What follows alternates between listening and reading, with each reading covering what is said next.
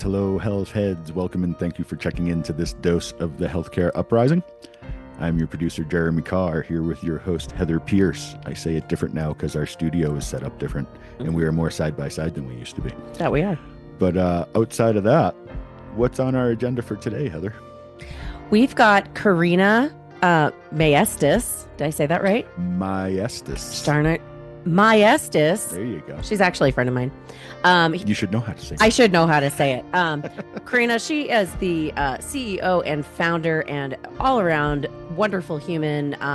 Fellow Flagstaffer with Kaibab Behavioral Health Services, serving 5 counties in northern rural Arizona, as well as she has a school called Rising Mountain Academy. And so she's coming on to talk about the ABA and behavioral health services that she provides to mostly kids, and how her school serves the community as well. So super excited to have her on. There you go. Yeah.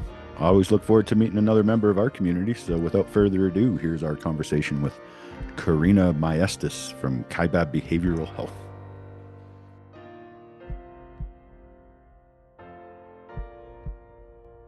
Hi, and welcome to the Healthcare Uprising podcast. Today we have Karina Maestas with Kaibab Behavioral Health on the show with us today. Karina, welcome. Glad to have you here. Thanks for having me. Yeah, me too. And before we jump in, and also Karina and I are friends, by the way. She's also here in Flagstaff, where we get so many of our guests, by the way. It's cool how many Flagstaffers we've had on the show. Yeah. We love our people. So, and there's a big medical community here too. There is. Yeah. And I know everybody.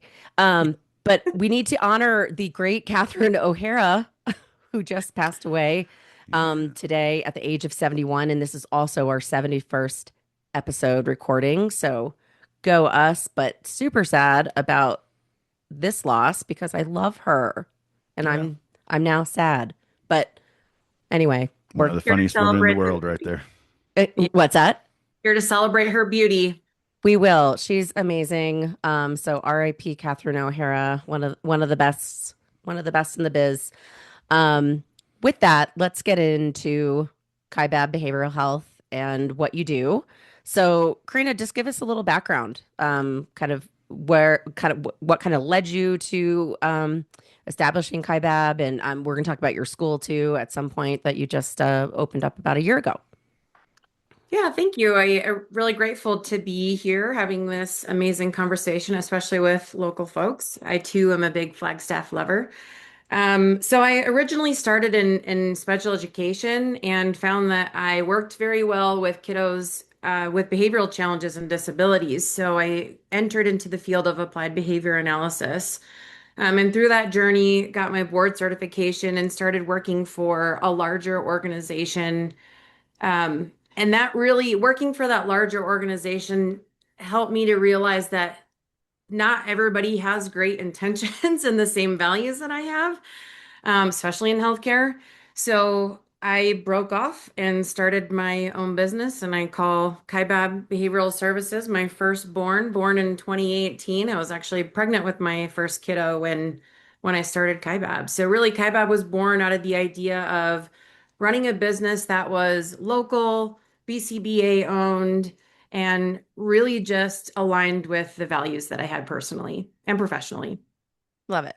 And what we're going to talk about a lot, being not that Flagstaff is incredibly rural, but we're certainly surrounded by a lot of rural areas. We have a little bit more access here in the actual city of Flagstaff, but a little bit. I mean, we're closer to what we do. We have our own fair share of problems here. Yeah. But you serving kind of this rural area too, whereas like we know access to healthcare is really difficult for people living in rural America. So I'm excited to touch on that too, because you really serve that population quite well. So with that in mind, give us kind of a rundown. When we say behavioral health services, ABA therapy, can we just kind of like explain what that means? Because I think a lot of people don't understand it unless you are in it. So.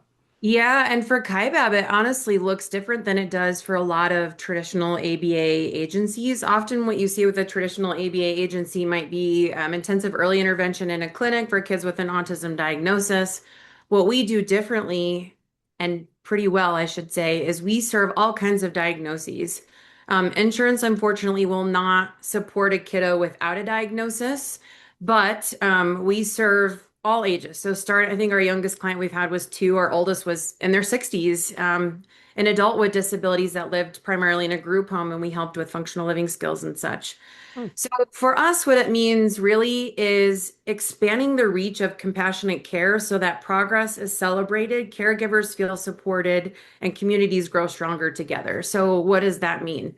Really, we're in the home or school or really anywhere in the community working with individuals, helping them and their caregivers and their quality of life. So, and that can look very different. We certainly do early intervention for kids with autism, definitely a niche that we have. And that really looks like, if you think about all the skills that a kiddo needs to have to be ready for kindergarten, so attending to task, social skills, sorting skills, communication. I mean, there's so many things that we take for granted if we have typically developing kiddos that kiddos need to have in order to be ready for kindergarten. So that's what early intervention really focuses on, is trying to get them as ready for kindergarten as possible. So when we do intensive early intervention, we're able to really make ideally quick progress to get the kiddo ready.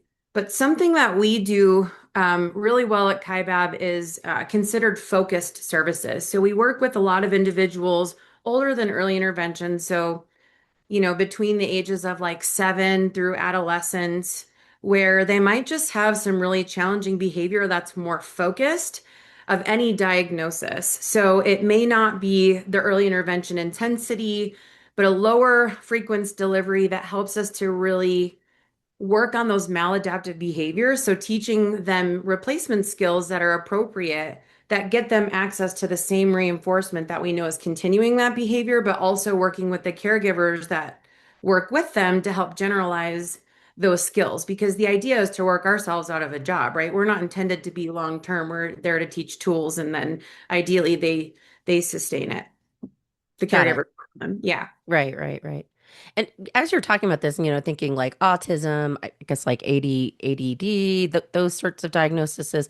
But I'm wondering too, just because thinking about behaviors, right, can also be as a result of like trauma or like PTSD or things of that nature. Do you ever have clients like that? Any kids that you work with that maybe have like anger issues or outburst, you know what I mean? Like have physical Maybe outbursts as like at least 75% of them. Oh, okay. So a lot. Okay. Oh, I yeah. was kind of thinking, I was like, I feel like this is probably a big thing. Okay.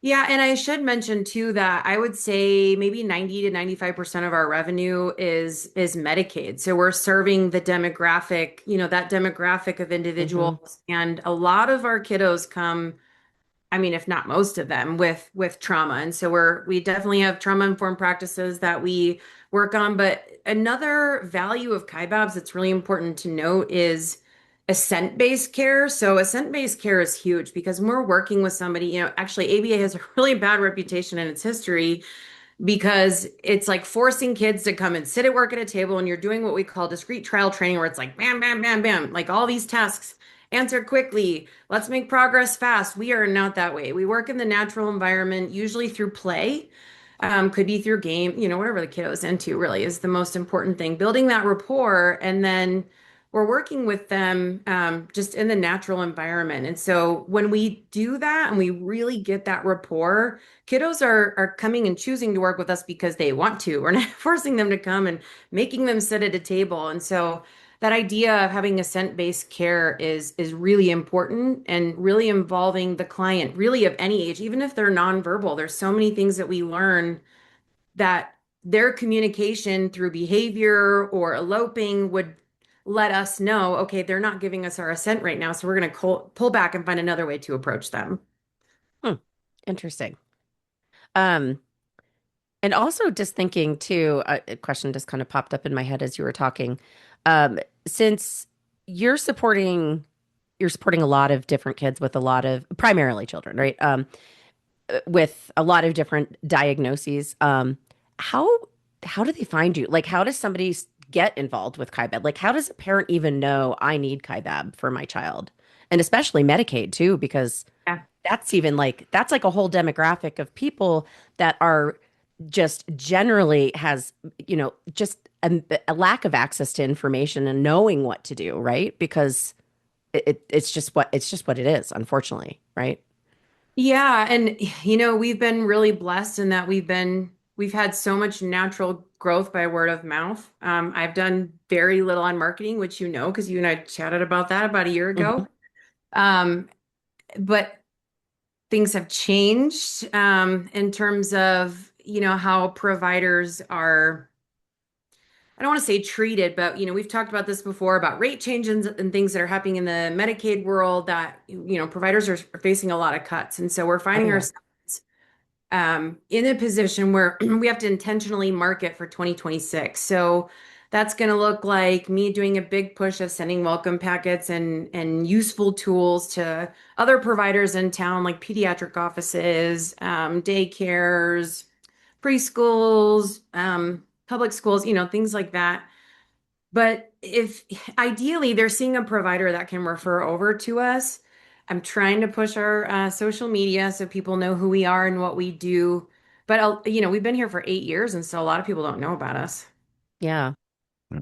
That's the tough part, right? In this world Yeah. today is getting people to know you're there and Yeah. like know what you're actually there for. Getting through the noise. Yeah. So, well, and hopefully using a platform like this will help.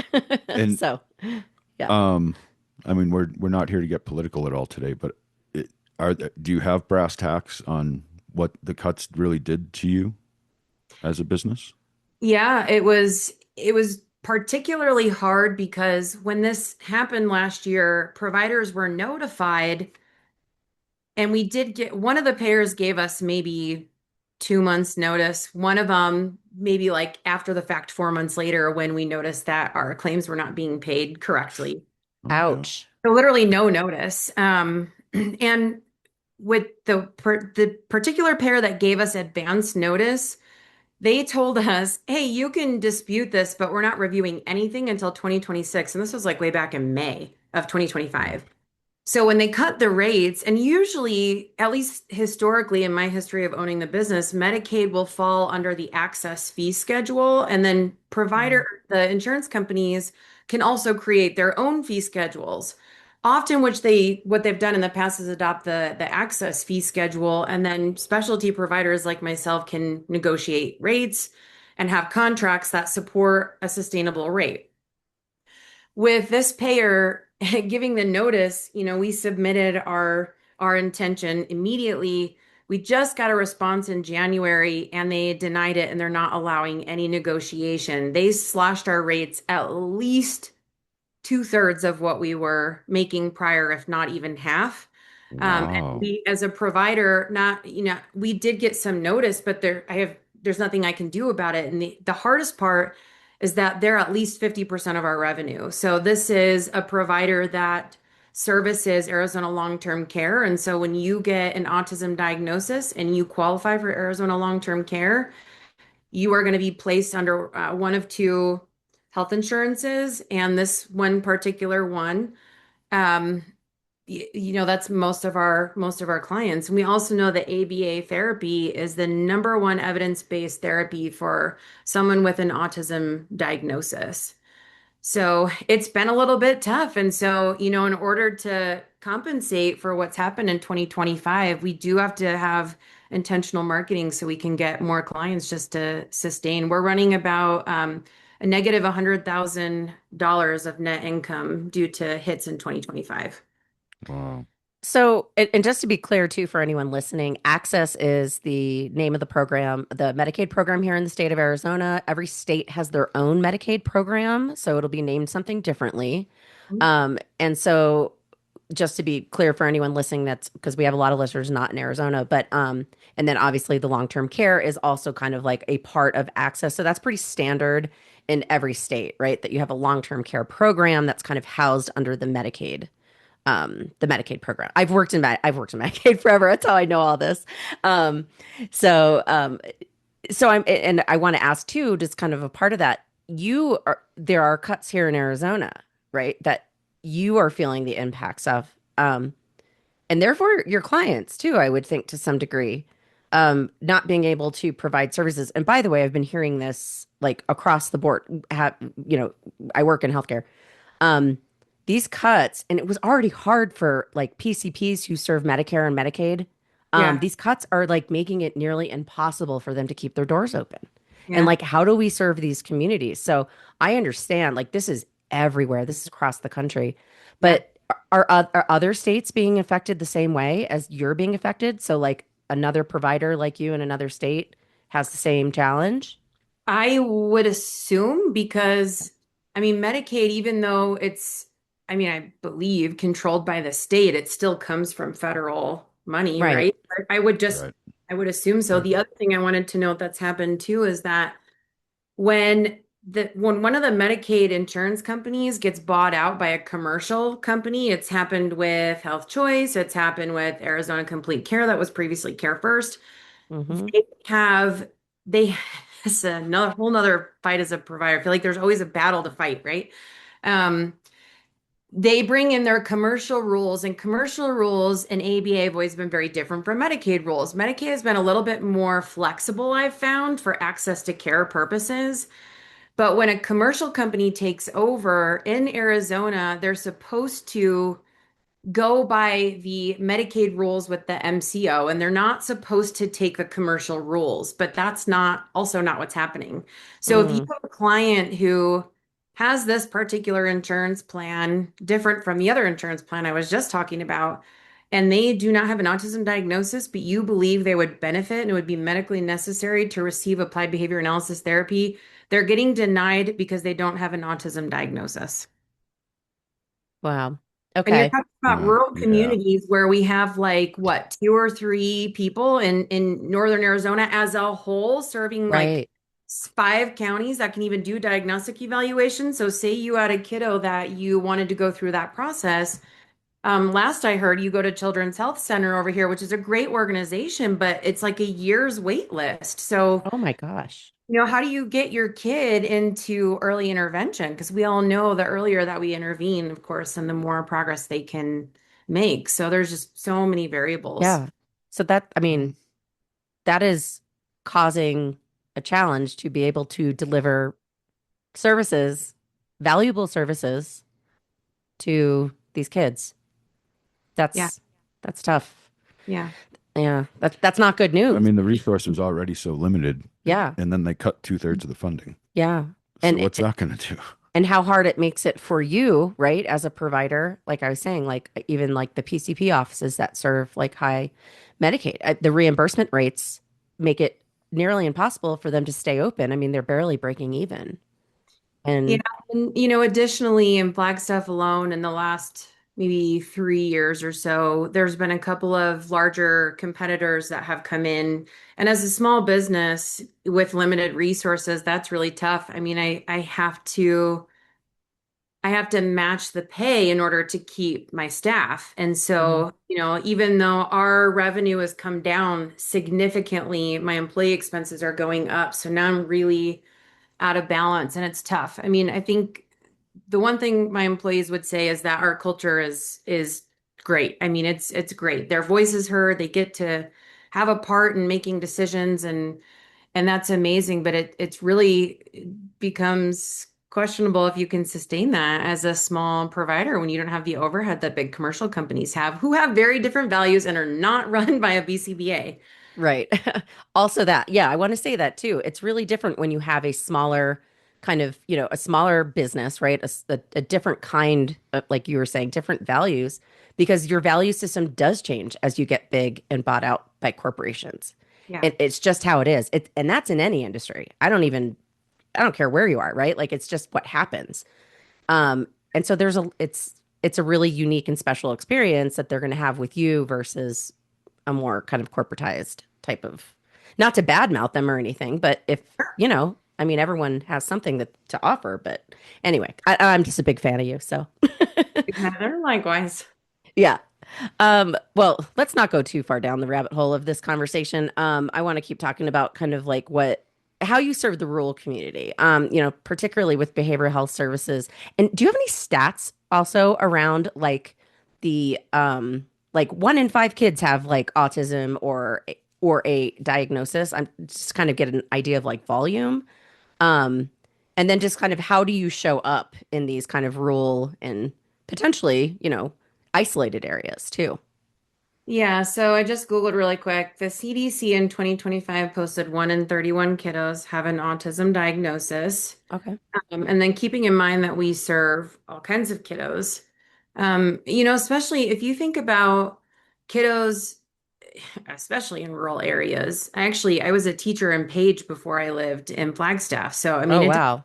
more rural than Yeah, that. Talking about that's pretty resources. rural. That's living on an island up there. Yeah. Yeah. Yes, I know. So when I moved to Flagstaff, it was like, the big city, we have a Target, Yeah. restaurants, and anyway. Um, yeah, so the rural communities specifically, we have the Navajo Nation is a huge rural area that surrounds Flagstaff as well as the Hopi Reservation. We've got Mojave, we've got Yavapai County, we've got Navajo County, we've, all these areas. Where's Cottonwoods, Yavapai? Yeah, Where I am I? think so. Yeah. We serve Apache as well. So we serve 5 counties in northern Arizona. And you're talking about people that would have to drive potentially all the way to Flagstaff for services or Phoenix. There really isn't much in between. I don't know if there's anything in between. There might be.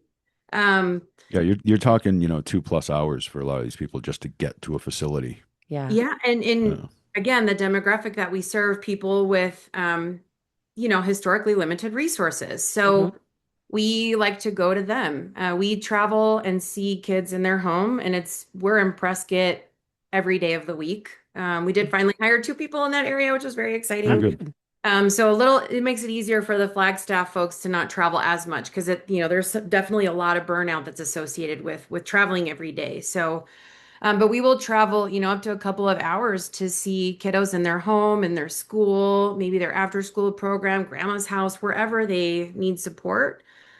And then that way families aren't burdened with, having to take their kiddos to Flagstaff or to Phoenix for services. And then the other benefit of that is working in the natural environment where challenges occur. If you Yeah. are in a clinic, like say you drove 2 hours to Flagstaff to drop your kid off at a clinic, that's great, but are they going to generalize those skills when they walk back out that door and come home or go to grandma's or school? So it's really important that we support kiddos where the challenges are happening in their natural Hmm. environment. Is there opportunity in what you do to do more remote type stuff? Like, can you have a camera set up at grandma's house, or is that not direct enough of an approach? For supervision, so you'll see that pretty commonly with the BCBAs who do the oversight and supervision. So the way that our service delivery model is that we have behavior technicians and registered behavior technicians. They're kind of the ones on the front lines doing the skills with the kids. They're on the floor doing, all the work. Not all the work, but a lot of the work. And then the BCBAs come in and they supervise. So the BCBAs have a heavier caseload and they're doing supervision and ensuring that all of the behavior technicians are following our ethical guidelines, running programs to treatment fidelity, collecting data correctly. And supervision can be done remotely, but doing direct skills, it's very difficult to get. You're talking about kiddos that may have behavioral challenges, and then you're going to ask them to participate on the computer. It's not happening. Sure, So sure. we're not successful. And in COVID, I was we just were gonna say, I'm having COVID flashbacks when like my right. youngest was like not like he was in kindergarten Yeah, when the school shut down. I was like, what? How are we right. doing this? Oh my gosh. And he's, typical. So He was in We kindergarten. Time yes, time goes by fast. I It know. does go I too know. fast. He's a little punk 12-year-old now. Had some success, but it really takes a lot of work on the caregiver on the other side. They have to be, Mm, a lot of our kiddos need a lot like heavy hand over hand prompting. And so the parent has to, or caregiver, whoever they are, need to be right there to help with that cooperation and participation. Otherwise, it's wasted time. So, are parents and or caregivers always present during your sessions with these kids? yes. Okay, gotcha. So that's like And a requirement. it is. And it's part of our service agreement too that they participate, not 100% of the time. They're always there wherever we are in the home, in the setting, wherever setting that we're in. they're not always right there hands-on with us, but we do expect them to be there, Hmm. depending on which service they're getting at least part of the time, because when we walk out the door, we want the caregiver to be able to have the tools that we've been teaching the kiddo and to maintain those so that they can be successful in their home and in their school. Hmm. Okay. Yeah, that makes sense.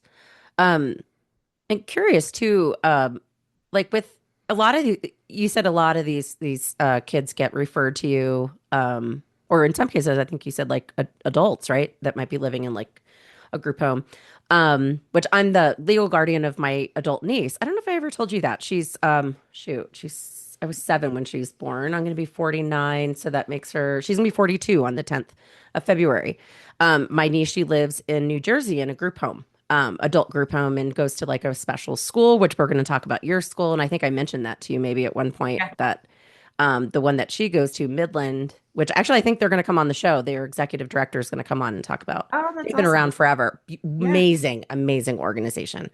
Um, but like she's an adult too. So like I get it, like with the therapies. But like how like somebody gets referred to you like through a pediatrician or, maybe a school counselor or like somebody along those lines.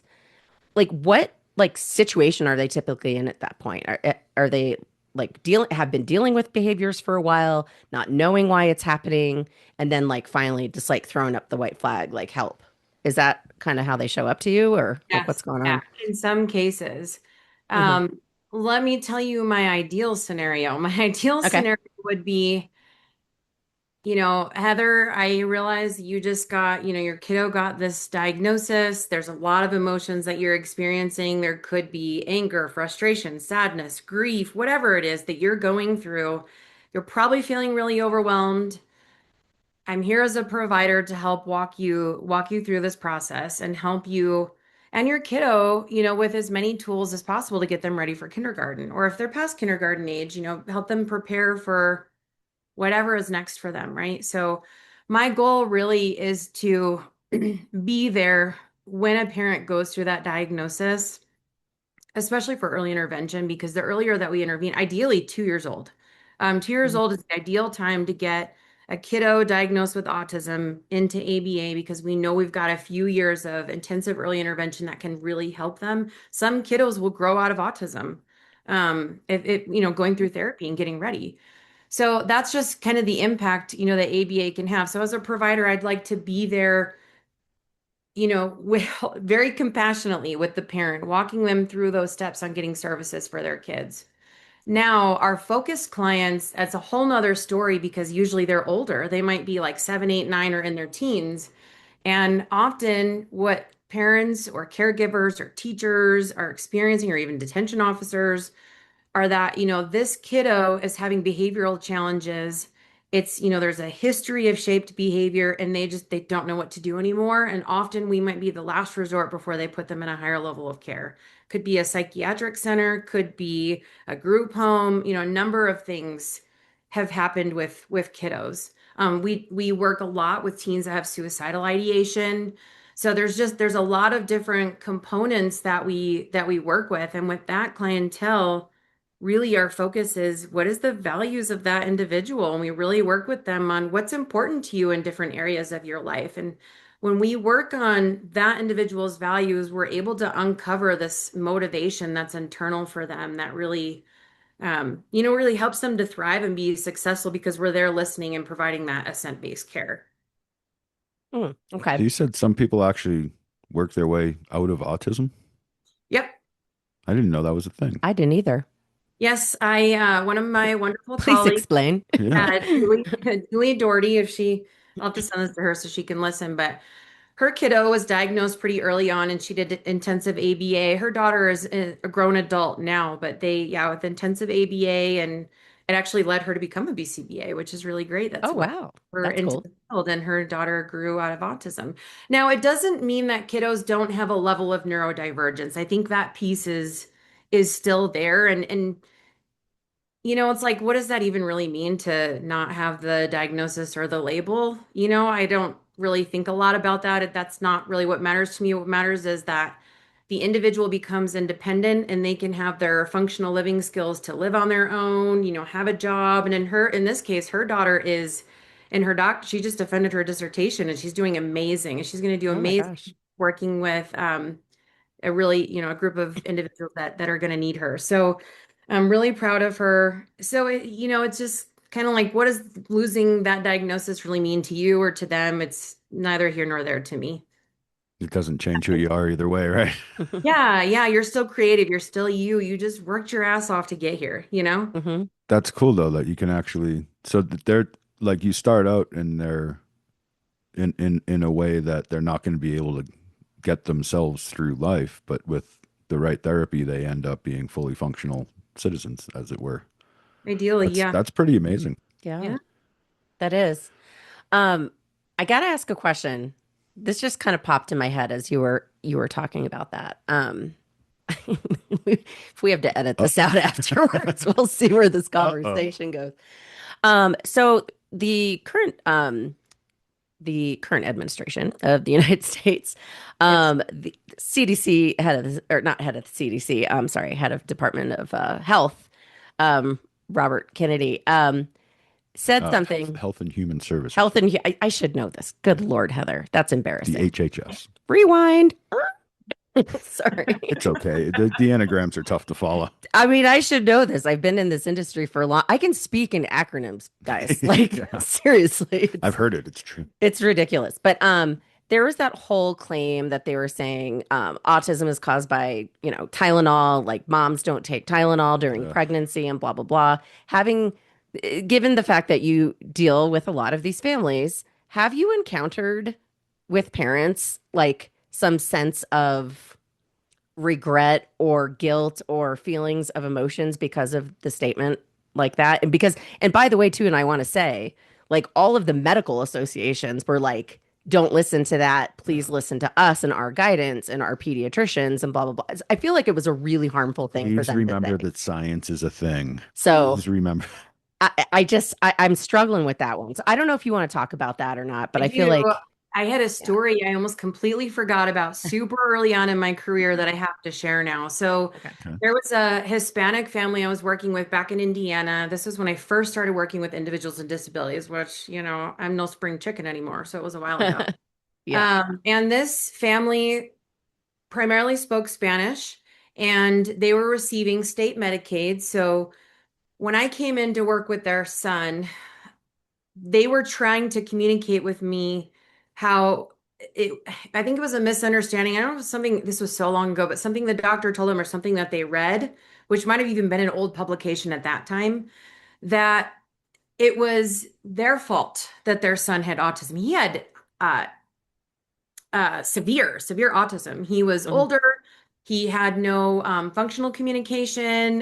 He didn't, he wasn't using the restroom independently.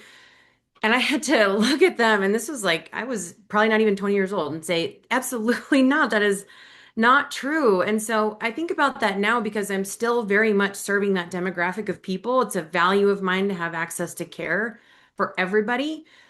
And yes, I hear families go through this shame cycle that they think that they did this, that Mhm. they, what, is it because we did immunizations? Is it because we gave Tylenol? Is it because I ate fish in my pregnancy? What was it? And I don't know, and I don't think anybody really knows, but I think it's ridiculous to, think about what a parent with a disability is already going through, Oh, yeah. constantly fighting, advocating, feeling shame, feeling like they're never doing enough, right? And then we're Hmm. going to throw this on top of them and give them this idea that because you gave Tylenol, which your pediatrician told you to give, Hmm.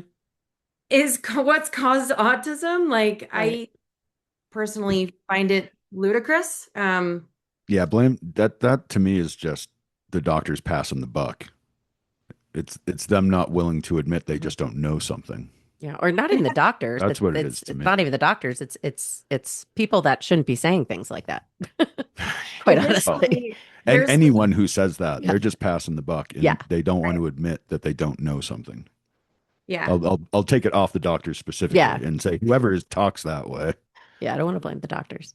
Yeah. Have you seen these things on, I've seen it more recently on social media in regard to ADHD, autism, whatever, that they're saying, oh, their diagnoses or the latest data from the CDC is through the roof. Now it's 1 in 36. I used to not know anybody. It used to be 1 in 100. And then you see it's because people are looking at it with a fine-tooth comb now. We have Hmm. better tools and we have more people trained to identify and support these individuals. There are so many high functioning people with ADHD, myself included. I have ADHD. I was diagnosed at 5. My son is ADHD, so I'm neurodivergent, Hmm. proudly. You're in good company. Yeah.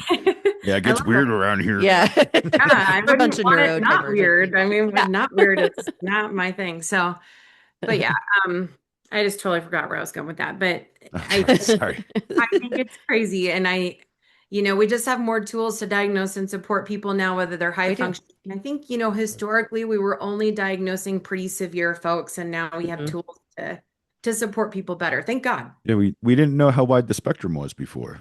Yeah. Right? It was very narrow. It was a very narrow thing, and only if you were really extreme, like could work nonverbal Hmm. autism kind of thing. That was the only diagnoses we were getting. Yep. When we realized, oh wow, there's a full spectrum of this, and there's people who seem almost normal but still need some help. Like that's why there's so many more Hmm. diagnoses. It's not because the problem has gotten so much worse. It's because we're just learning to recognize that it's been there the whole It's time. like Oh, anything, it's like any kind of advancement in science and medicine. I mean, we can detect more cancer now. Yeah. Does that mean that, oh my God, now more people have cancer? No, it just means that we know it's there. yeah. And gosh, good on us for getting, better.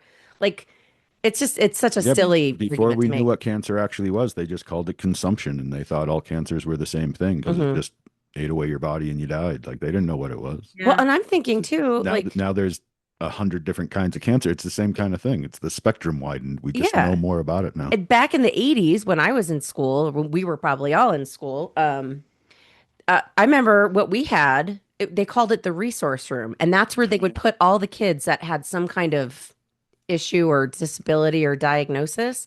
And they'd put them in that room and you might see them, at lunch or whatever. And they were just kind of dealt with over there. Or you put them in if they have other bigger issues. I'm thinking a movie like Rain Man. Remember Mhm. that being such like a huge deal, Mhm. that movie? Yeah. And it was like, they're out here, these people exist, it's just wild Yeah, to the thing think. with that resource room, it was like you could just have dyslexia or you could be full on nonverbal autistic, and they just classified you at the same and stuck you in the same room. Yeah, It was so non-functional. right. And Kiddos with more moderate to severe disabilities are still experiencing that. oh yeah, I'm sure they are. Yeah. Yeah.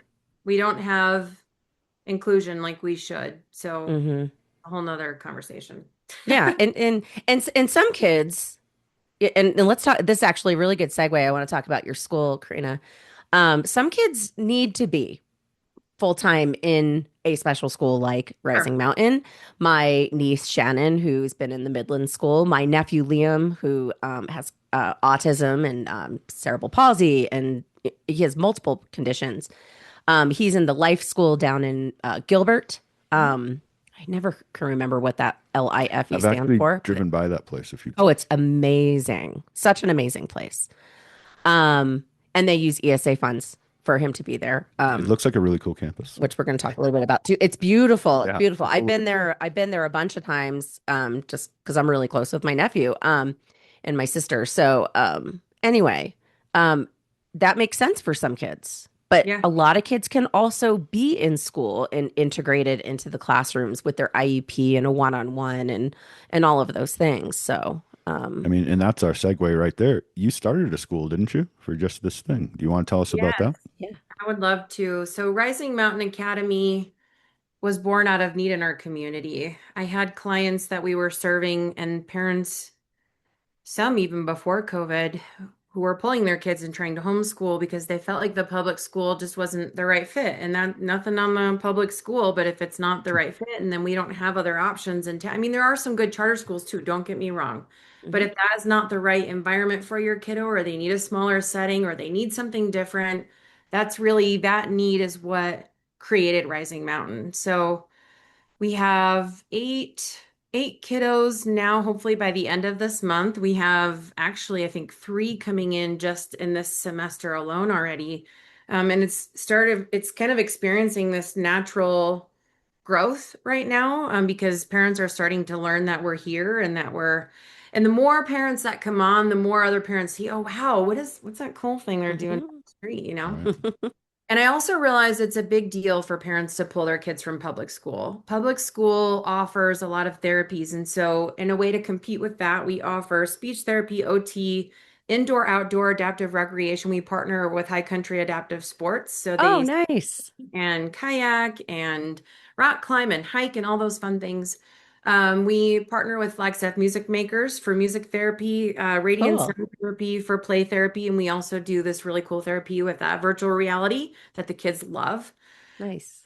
So we have a lot of partners that, our program would not be as robust without them. And I find that I want parents to feel really comfortable when they're making that decision. So we're in a house right now in the Sunnyside area, but this is the first time I've announced this publicly, looking for a new Ooh, space over here on the east side. There's a preschool and the owners are looking to retire. And so we're hoping to acquire their space, which would double our square footage and allow us to serve double the amount of kiddos. So we're super excited if that works would it out. happen to be Alpine? Maybe. My van went to It's Alpine. funny how we Loved it's that. funny how we all know everything in this Yeah, stuff. I know. I loved Alpine. Yeah, it is. Alpine was There's no fantastic. secrets in Flagstaff, man. No, everybody knows each. It's like the less than 1 degree of separation of Yeah, Flagstaff. really 1 degree. Even when Karina came on initially today, she's like, "You look familiar." And, Yeah. yeah, I'm sure Yeah. we've met before. We don't remember why, but we've met Cool. before. Well, this is exciting news. Yeah, and just a few minutes ago we were talking about kiddos being secluded, and I do have some concerns about them not being included with their typical peers because in my program they are not included. They're secluded. Mhm. But this program offers a lot more. It's not your traditional school day either. We do academics based on everybody's individual needs, so everybody has an independent, learning plan, and they have one-on-one time with an educator. We do a lot of STEAM activities. Art is a huge focus of ours. In fact, our educational coordinator is a professional artist, and so we do Oh, a lot of art, Nice. lots of science. But one thing I wanted to mention that is something I'm really proud of that I didn't expect would happen has happened in the last few months. I had a client I was working with who was really struggling for many years with suicidal ideation. She is a high functioning kiddo with autism and so incredibly smart, like beyond smart. She has huge values and huge goals. She wants to be a doctor, and I'm here to tell you, mark my word, now she'll do it. Is she in But public school? was. What? Okay. So in public school, she really found this disconnect with her peers and her teachers. She was getting through her academic material really quickly and she could not relate to her peers. And she was getting really agitated and frustrated. She couldn't stand to be around her peers. She's kind of an old soul, if you Hmm. will. Sure. And so you think about high school kids and not having anything in common and feeling this huge disconnect. And it's a pattern I've seen time and time again with highly functioning teens with an autism diagnosis is really trying to find this sense of belonging where you can feel safe and connected, even if you come from a great family. So with her, history of suicidal ideation, I'm talking going to the ER on a regular basis, maybe even weekly. Oh my She wanted Wow. gosh. a higher level of care. And when she came out, I approached mom and said, come into our Rising Mountain. I think this environment, even though pretty much all of our other students are moderate to severe in their, development and their social skills, I just think she would find a really safe place here.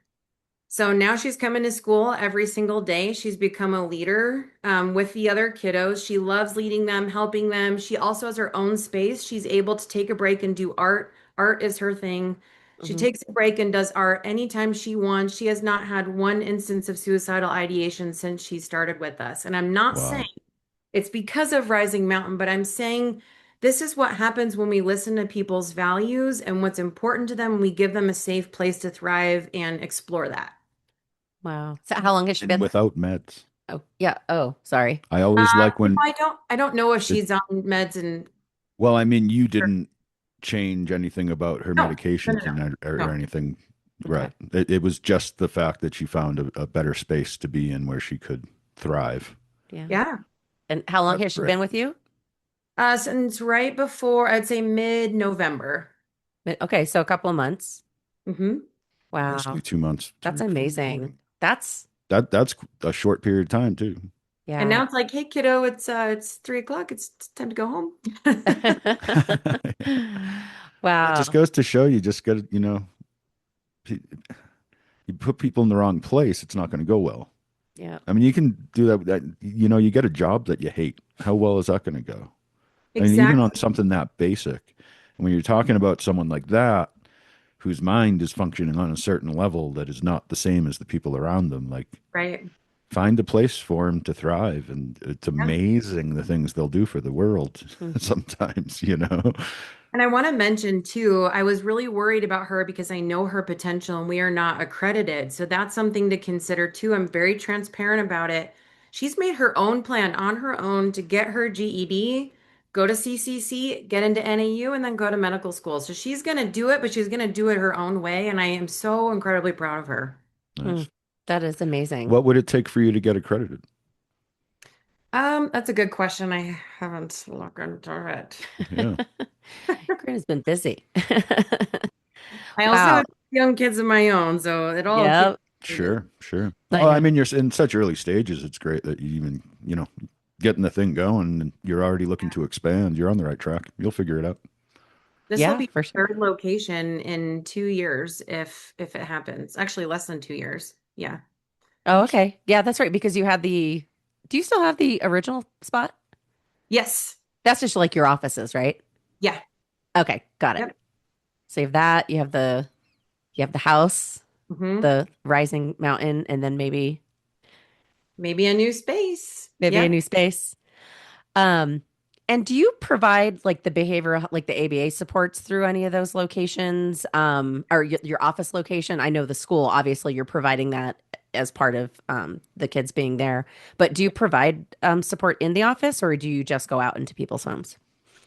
Right now, we are just serving kiddos in their homes and in the community, but Mhm. I mean, in our office space, we will occasionally have kiddos there.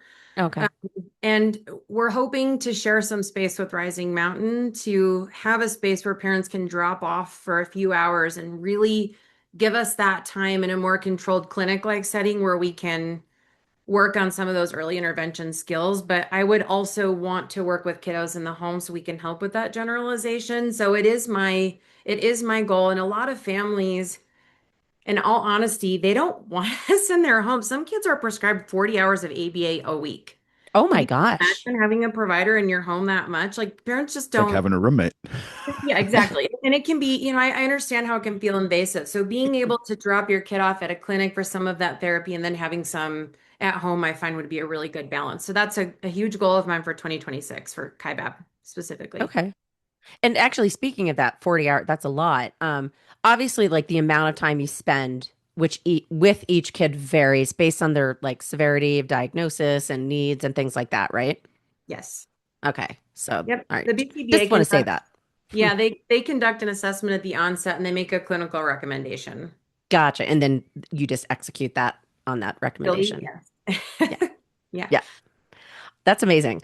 Awesome. Oh my gosh. Well, we've covered a lot. Yeah. I am like, what have we missed? Have we missed anything? I'm I I'm really glad this is in Flagstaff too. I know. Yeah, and serving really Cool. This is local for us. all of northern Arizona. And just to mention too, I'm saying all of northern Arizona, and this comes up a lot on our show. A lot of technology, a lot of innovation that is happening right now is serving rural America.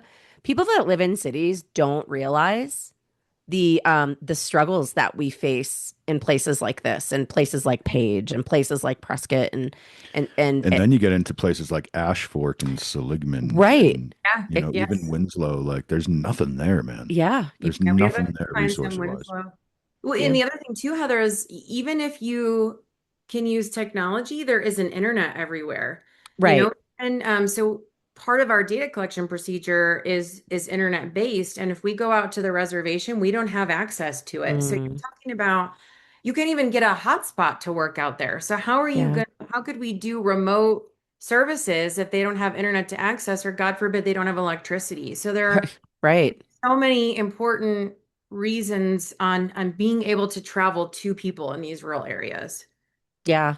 And I'd have to imagine, now, of course, we're just talking about Arizona, but I'm sure there's other organizations like yours in every state serving those rural populations. So for anyone listening to this who thinks they need this kind of support, just, do your research and, talk to your pediatrician or whatever your local community resources are to find the Karinas of the world, right? And the rising mountains and all of that. So, And I'll just um, too, for anybody listening outside of Arizona, if you are just you're overwhelmed, you don't know where to start, please just reach out. I can give you some pointers, things to look for. I have a one-page handout for parents when they first get the diagnosis on things to consider and things to look out for. And I'm not saying come to Kaibab. I hope you do, but if you're outside of there, just give us a call. How can we help you? How can we help you find a high quality provider that shares the same values as you do? That's really yeah. important.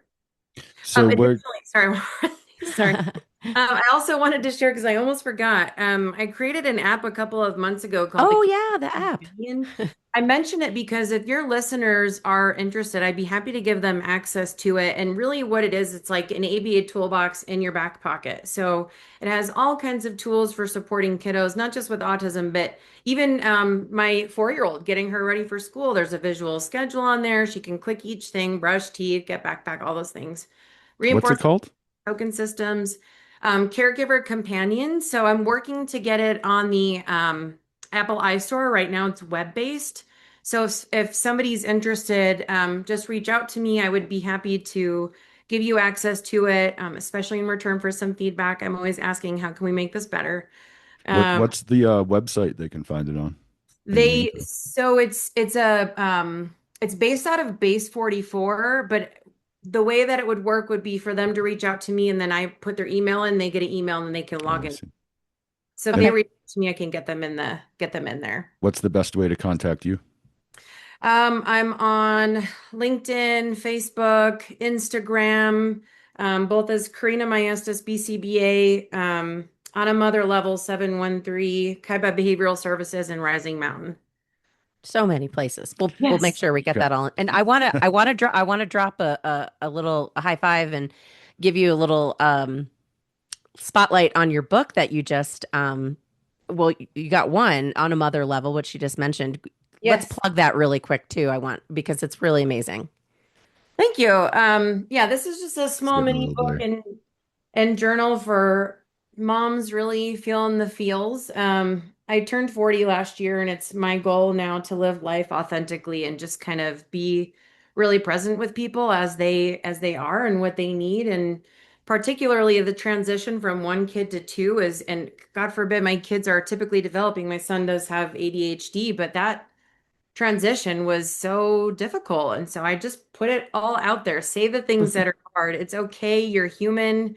Everybody feels that way. What Facebook tells you, Instagram, whatever, social media, that is not real life. A lot of times we're all going through it, and it's okay to need a break from your kids. It's okay to feel like you don't want to be around. There's just so many things, right? I'm just here to keep it real. And so that's what that book is. And then I'm actually about to release my second book called This is 40.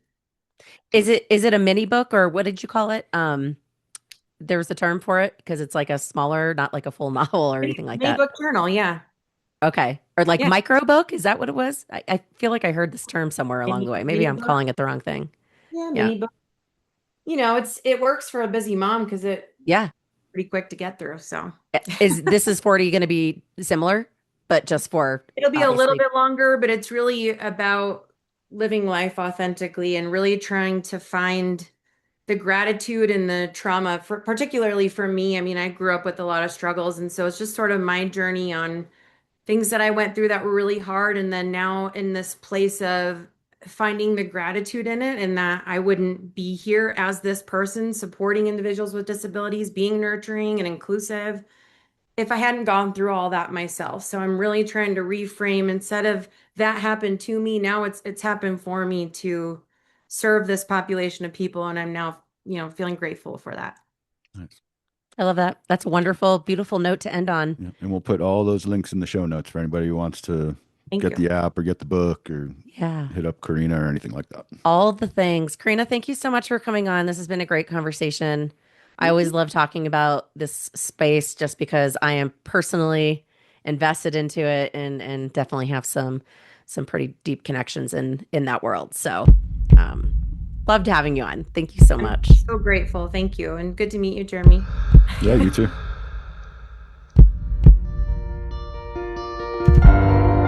Thanks for joining us on the Healthcare Uprising. Make sure to hit those like and subscribe buttons before you go, and take a moment to think of a friend and hit that share button. You can find us on all the major audio platforms, and we've got video on YouTube if you want to watch us in action. You can also find us on social media on LinkedIn, TikTok, and Instagram. Just search Healthcare Uprising to find us. And if you're a new company with a cool new product, if you're someone innovating alternative methods for the health and wellness space, or if you have a personal healthcare journey you'd like to share with us here at The Uprising, please email us at healthcareuprising@gmail.com, and we'll get back to you about coming on the show. Well, that's all for this dose of Healthcare Uprising. Until the next time, keep looking for the good in the world, because sometimes it's where you least expect it.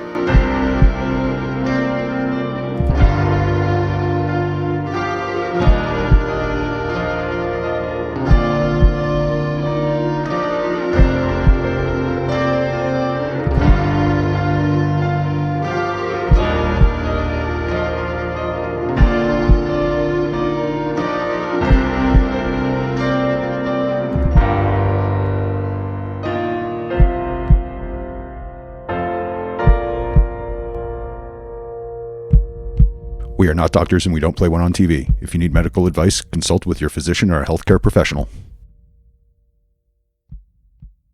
This has been a Shut Up production.